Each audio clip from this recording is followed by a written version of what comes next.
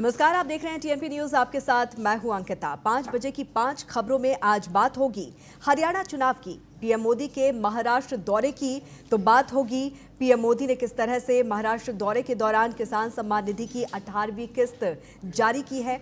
इसके अलावा अमरावती में हुए पथराव को लेकर भी हम इस बुलेटिन में चर्चा करेंगे। तो साथ ही अमेठी में सामूहिक हत्याकांड को लेकर भी क्या कुछ अपडेट है, उससे आपको रूबरू करवाएंगे। और दंतेवाड़ा में जवान और नक्सलियों के बीच हुई मुठभेड़ की सबसे पहले बात करेंगे।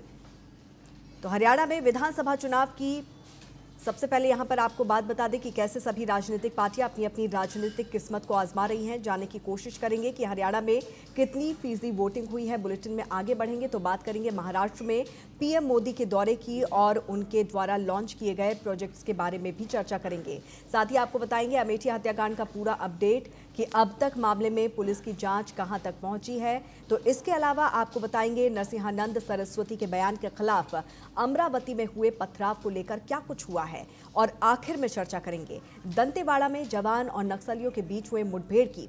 लेकिन सबसे पहले बात करेंगे हरियाणा में हो रही वोटिंग की।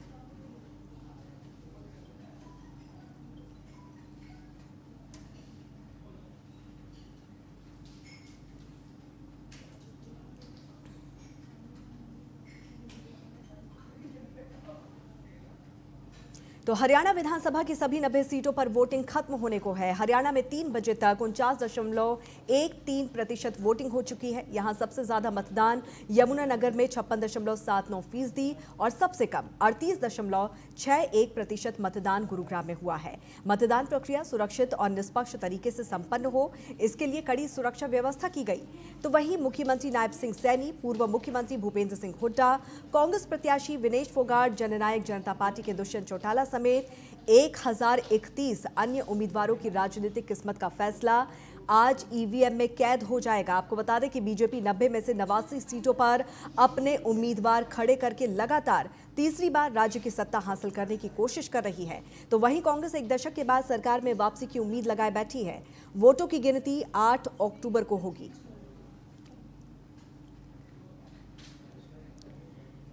इस मामले में और अधिक जानकारी के साथ हमारे संवाददाता शिवम पांडे इस वक्त हमारे साथ फोन लाइन पर मौजूद हैं। शिवम, अब शेष 1 घंटा ही रह गया है। 6 बजे अब मतदान खत्म हो जाएगा और उसके बाद इंतजार होगा 8 तारीख का कि जनता किसके पक्ष में फैसला करती है। वो 8 तारीख को ही पता चल पाएगा।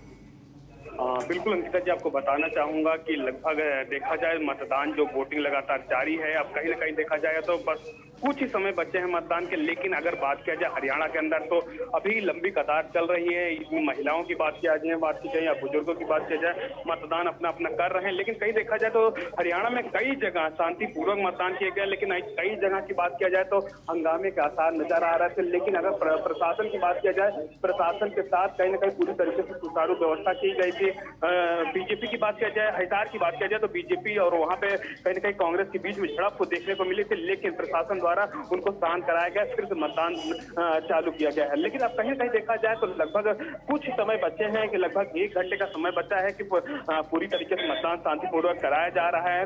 और कहीं ना कहीं देखा जाए तो गुड़गांव के अंदर भी पूरी तरीके से शांतिपूर्वक मतदान किया जा रहा है। जी बिल्कुल, ऐसे में शिवम आखिरी के 1 घंटे को लेकर कितना उत्साह यहाँ पर नजर आ रहा है और किस तरह की तस्वीर देख पा रहे हैं आप?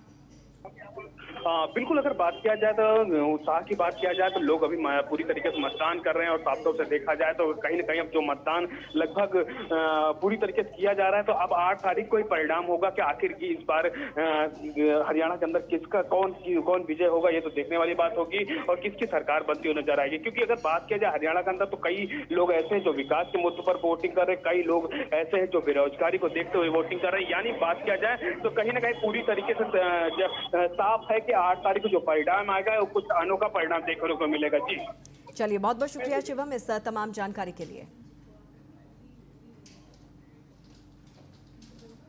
और बात करते हैं प्रधानमंत्री नरेंद्र मोदी के आज महाराष्ट्र दौरे की। इस दौरान प्रधानमंत्री नरेंद्र मोदी ने वाशिम में 56,000 करोड़ के प्रोजेक्ट्स लॉन्च किए हैं। इसके साथ ही किसान सम्मान निधि की 18वीं किस्त भी जारी की है। वहीं पीएम मोदी ने वाशिम के जगदम्बा माता मंदिर में पूजा अर्चना की, साथ ही पोहरा देवी मंदिर में ढोल बजाया और बंजारा विरासत म्यूजियम का उद्घाटन भी किया।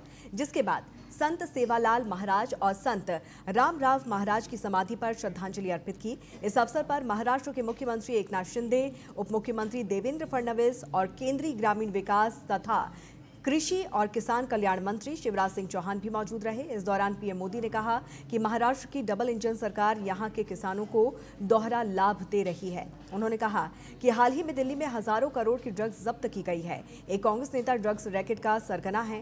कांग्रेस युवाओं को नशे की लत में धकेल कर मिलने वाले पैसे से चुनाव लड़ना चाहती है। अर्बन नक्सलियों का एक गैंग कांग्रेस चला रहा है। कांग्रेस की सोच शुरू से ही विदेशी रही है, अंग्रेजी हुकूमत की तरह। कांग्रेस परिवार भी दलित, पिछड़ों और आदिवासियों को अपने बराबर नहीं समझता। महाराष्ट्र के किसानों ने, विदर्भ के किसानों ने कई दशकों तक बड़े संकटों का सामना किया है। कांग्रेस और उसके साथियों की सरकारों ने किसानों को बदहाल और गरीब बनाने में कोई कोर कसर नहीं छोड़ी थी। यहां जब तक महाअघाड़ी की सरकार थी, उसके दो ही एजेंडे थे। पहला, किसानों से जुड़ी परियोजनाओं को ठप करना। दूसरा, इन परियोजनाओं के पैसे में भ्रष्टाचार करना। हम केंद्र से महाराष्ट्र के किसानों के लिए पैसा भेजते थे, लेकिन महाअघाड़ी सरकार उसमें बंदर बांट करके खा जाती थी। कांग्रेस ने हमेशा किसानों का जीवन मुश्किल बनाया है। वो आज भी वही पुराना खेल खेल रही है। इसलिए कांग्रेस को पीएम किसान सम्मान निधि योजना पसंद नहीं आती। कांग्रेस इस योजना का मजाक उड़ाती है, किसानों को मिल रहे पैसों का विरोध करती है, क्योंकि किसानों के खातों में जा रहे पैसों से उनको जो कमाई करनी चाहिए, उनको जो कटकी करनी चाहिए, भ्रष्टाचार करना चाहिए, उसका अवसर नहीं रहा है। आज पड़ोसी राज्य कर्नाटका को देखिए, जैसे महाराष्ट्र में महायुति सरकार किसान सम्मान निधि के साथ अलग से पैसे देती है, ऐसे ही कर्नाटका में बीजेपी सरकार देती थी। यहां कर्नाटका के मेरे कई बंजारिया परिवार यहां आए हुए हैं, लेकिन जैसे ही कर्नाटका में कांग्रेस की सरकार आई, उन्होंने वो पैसा देना बंद कर दिया। वहां की कई सिंचाई परियोजनाओं से राज्य सरकार ने मुंह फेर लिया। कर्नाटका में कांग्रेस ने बीज की कीमतें भी बढ़ा दी। हर चुनाव से पहले कर्ज माफी का झूठा वादा कांग्रेस का पसंदीदा हथकंडा है। तेलंगाना में ये लोग कर्ज माफी का वादा करके सत्ता में आए, लेकिन सरकार बनने के बाद इतना समय गुजर गया, अब किसान कुछ पूछ रहे हैं कि उनका कर्ज माफ क्यों नहीं हुआ। भाइयों और बहनों, हमें भूलना नहीं है, महाराष्ट्र में भी कांग्रेस और महाअघाड़ी सरकार ने सिंचाई से जुड़े कितने कामों को रोक कर रखा था। जब एनडीए सरकार आई, उसने इस दिशा में। और आगे बढ़ते हैं। उत्तर प्रदेश के यति नरसिम्हानंद सरस्वती के बयान के खिलाफ कई शहरों में विरोध प्रदर्शन देखने को मिल रहा है। यूपी के बुलंदशहर, गाजियाबाद और महाराष्ट्र के अमरावती तक विरोध के लिए लोग सड़क पर उतर आए हैं। तो वहीं इस बीच अमरावती में तनाव बढ़ गया है। आपको बता दें कि बयान के खिलाफ कानूनी कार्रवाई की मांग करने आए अल्पसंख्यक समुदाय ने नाकुर गेट स्थित पुलिस स्टेशन पर जमकर पथराव किया। पथराव में 21 पुलिसकर्मी जख्मी हो गए, साथ ही पुलिस की कई गाड़ियां भी क्षतिग्रस्त हो गई। इस घटना के बाद पुलिस ने स्थिति नियंत्रित करने के लिए आंसू गैस के गोले छोड़े और लाठीचार्ज भी किया।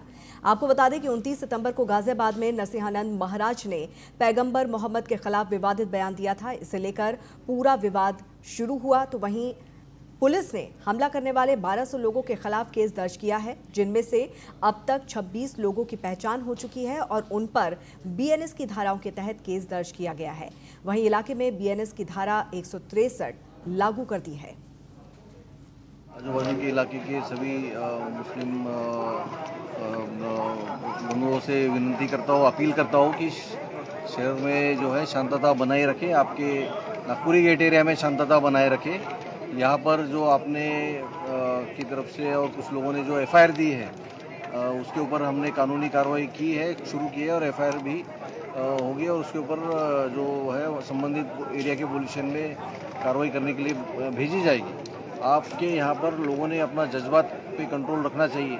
पुलिस अपना काम करती है, कोई कानून अपने हाथ में ना ले। और कुछ जो फिरकापरस्त लोग हैं जिनको हमने आइडेंटिफाई किया है, वो लोगों ने सोशल मीडिया पे और अलग अलग माध्यमों से लोगों को भड़काया, लोगों को जमा किया।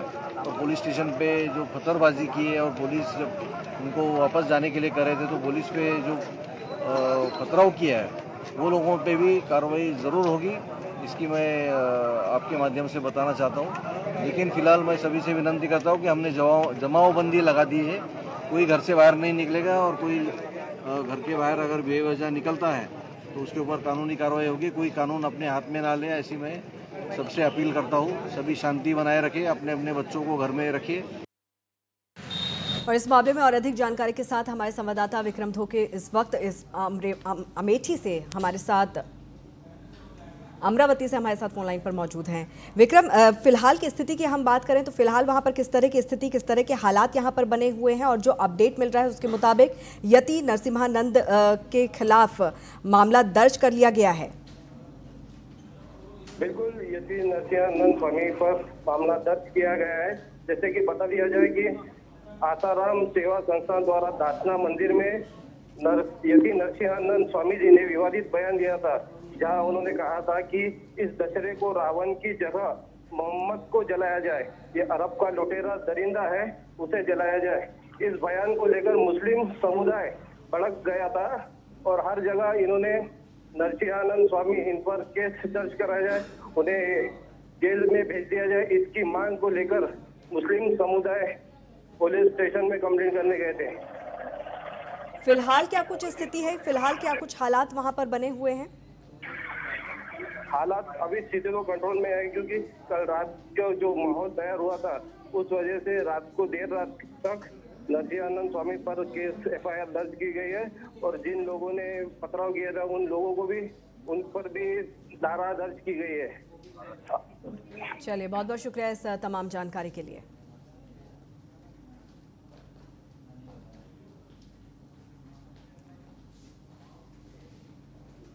और खबरों में आगे बढ़ते हैं। मुख्यमंत्री योगी आदित्यनाथ ने अमेठी हत्याकांड के मृतकों के परिजनों से शनिवार को सरकारी आवास पर मुलाकात की और उन्हें इस मामले में कठोर कार्रवाई का भरोसा दिया। आपको बता दें कि गुरुवार की देर रात को चंदन वर्मा शिक्षक सुनील के घर पहुंचा था और इसके बाद उसने सुनील, उसकी पत्नी और उसके दोनों बच्चों को गोली मार दी। पुलिस ने त्वरित कार्रवाई करते हुए शुक्रवार सुबह चंदन वर्मा को गिरफ्तार कर लिया था और इसके बाद जब चंदन वर्मा की निशानदेही पर हत्या में इस्तेमाल हुए हथियार बरामद करने के लिए पुलिस उसे अपने साथ लेकर जा रही थी, तभी उसने दरोगा की बंदूक छीन ली और भागने की कोशिश की। इसी दौरान पुलिस ने जवाबी फायरिंग की, जिससे उसके पैर में गोली लग गई। बहरहाल पुलिस के मुताबिक शिक्षक की पत्नी से आरोपी का प्रेम प्रसंग था, लेकिन बीते कुछ समय से दोनों के रिश्तों में खटास आ गई थी और इसी के चलते उसने हत्याकांड को अंजाम दिया। वहीं मृतक पूनम के भाई ने बताया कि उसकी बहन का चंदन से कोई संबंध नहीं था, बल्कि पूनम ने चंदन के खिलाफ SC/ST एक्ट के तहत और छेड़खानी का मामला दर्ज करवाया था। चंदन ने सुनील के परिवार को धमकी भी दी थी कि वो पूरे परिवार को खत्म कर देगा।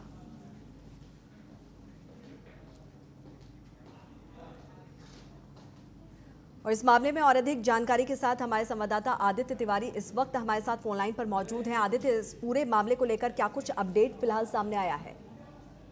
जी अंकिता, बताना चाहूंगा, अमेठी में हुए 4 हत्याओं के कातिल को आखिरकार पुलिस ने कल देर शाम जो गिरफ्तार करके अमेठी लेकर आई थी। रात 11 बजे के बाद पुलिस अधीक्षक अमेठी अनूप कुमार सिंह ने मामले का खुलासा करते हुए प्रेम प्रसंग से पूरे मामले का अनावरण किया था। घटना में प्रयुक्त जो पिस्टल थी, जिससे उसने 4 लोगों को मौत के घाट उतारा था और 5वां जो स्वयं अपने आप को गोली मारना चाह रहा था अंकिता, उसमें गोली उसकी मिस हुई थी, क्योंकि 5 लोगों का स्टेटस पर उसने जो है लिख रखा था कि मेरे हाथों 5 लोगों की हत्या होनी है। ऐसी कंडीशन में उसी पिस्टल को खुलासे के बाद में आरोपी को लेकर मोहनगंज थाना क्षेत्र के जो है थाना क्षेत्र में लाया जाता है और जहां पर विंध्या दीवान गांव के पास जो है आरोपी को पिस्टल बरामदगी में पूछताछ होती है। जिस समय पिस्टल की पूछताछ होती है, कहाँ रखी है, कहाँ छिपाई गई है, उसी वक्त आरोपी ने एक दरोगा की रिवॉल्वर को निकालकर उन दरोगा के ऊपर फायरिंग करना शुरू कर दिया। बचाव में पुलिस ने भी जवाबी कार्रवाई की और जो आरोपी है चंदन वर्मा, उसके दाहिने पैर में गोली लग जाती है। रात 3 साढ़े 3 बजे के आसपास ये मुठभेड़ शुरू हो जाती है, जहां पर चंदन को जब गोली लगती है तो उसे लेकर पुलिस आनंद फानंद तिलोई CST आती है। तिलोई में जो है उसका इलाज, प्रथम उपचार किया जाता है, जहां ब्लड ज्यादा बह रहे होने के चलते और पैर में गोली के संदेह होने के चलते जो है उसको रेफर कर दिया जाता है मलिक मोहम्मद जायसी जो जिला चिकित्सालय है वहां पर। जिला चिकित्सालय पहुंचने पर वार्ड नंबर 1 में चंदन को रखा जाता है, जहां पर सिर्फ चंदन अकेले कमरे में रहता है और पुलिस का पहरा रहता है। लेकिन बात की जाए तो जब उसको डिस्चार्ज किया जाता है तो डिस्चार्ज करने के बाद में न्यायालय की ओर जब चंदन के कदम बढ़ते हैं तो निश्चित रूप से चंदन से मीडिया ने सवाल किए कि आपने बच्चों का कत्ल क्यों किया। तो वो अपने आप से कह रहा था कि मैं खुद शर्मिंदा हूं कि बच्चों को मुझे नहीं मारना चाहिए, और लगातार जो है अपने ऊपर उसको पछतावा हो रहा था। लेकिन अगर बात की जाए अंकिता इसी में, तो जिस समय आज चारों के दाह संस्कार होने थे, रायबरेली के गोला गोकर्ण घाट पर इनके अंतिम संस्कार शुरू होने थे, उस समय परिजन जो है, अगर पिता की बात की जाए तो पिता के साथ साथ उनके और परिजन उत्तर प्रदेश के मुखिया योगी आदित्यनाथ से मिलने के लिए, बिल्कुल उनसे भी मुलाकात यहाँ पर हुई है और योगी आदित्यनाथ ने आश्वासन दिया है कि उनको न्याय जरूर मिलेगा। बहुत बहुत शुक्रिया तमाम जानकारी के लिए। दंतेवाड़ा जिले के ग्राम थुलथुली और नारायणपुर जिले के ग्राम नेंदूर के जंगलों में डीआरजी और एसटीएफ ने संयुक्त अभियान में 31 नक्सलियों को मार गिराया है और एक जवान घायल हुआ है। मुठभेड़ में मारे गए नक्सलियों की संख्या बढ़ने की संभावना जताई जा रही है। सभी नक्सलियों के शव को दंतेवाड़ा मुख्यालय लाया जा रहा है। तो वहीं मुठभेड़ को लेकर बस्तर आईजी पी सुंदरराज ने कहा कि हमें माओवादियों की उपस्थिति की सूचना मिली थी और इसके बाद दंतेवाड़ा डीआरजी नारायणपुर एसटीएफ बल को अभियान के लिए रवाना किया गया। कल मुठभेड़ हुई थी, जिसके बाद अब तक कुल 31 माओवादियों के शव बरामद हुए हैं, जिनके पास से एसएलआर, AK-47 जैसे कई ग्रेडेड हथियार भी बरामद किए गए हैं। तलाशी अभी भी जारी है। तो वहीं आने वाले 1-2 सालों में हम क्षेत्र में नक्सलवाद को खत्म करने की ओर तेजी से आगे बढ़े हैं। मुठभेड़ में हमारे एक जवान को चोट आई है, फिलहाल वो खतरे से बाहर है।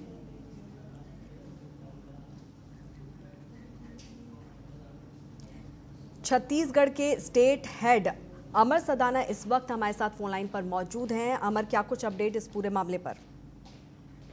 जी देखिए, बिल्कुल मैं आपको बता दूं अंकिता कि छत्तीसगढ़ के अबूझमाड़ क्षेत्र में जो मुठभेड़ हुई है उससे सुरक्षा बल को अब तक की सबसे जो बड़ी सफलता मिली है कहा जा सकता है, क्योंकि बानसूर थाना क्षेत्र में दंतेवाड़ा और नारायणपुर जिले के जो सीमावर्ती क्षेत्र है तो थुलथुली गांव के पास जंगल और पहाड़ी इलाके में जवानों से जो मुठभेड़ हुई थी उसमें 31 से ज्यादा जो नक्सलियों को जो है जवानों ने मार गिराया था।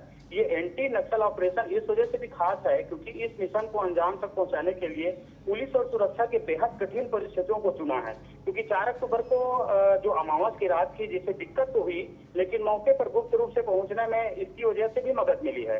तो जवानों की जिस प्रकार से मेहनत की हम बात कर ले तो 20 किलोमीटर तक का रास्ता पैदल नदी नाले पार करके जो है हमारे जवानों ने इस तरह के नक्सलियों को पस्त किया है, जिसकी तारीफ रायपुर से लेकर दिल्ली तक हो रही है।